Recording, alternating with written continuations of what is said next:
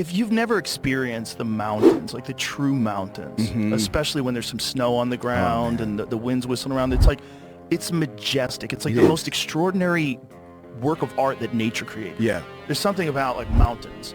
Really? It's just like awe-inspiring. It's like, wow, this view that you have is like a vitamin. It like really is, restores man. your soul. And it's not a coincidence that people in mountain communities are chilled out. Yeah, you're right. It's not a coincidence. No. They're surrounded by this overwhelming majesty of nature, and it's humbling. I feel the buzz. Yeah.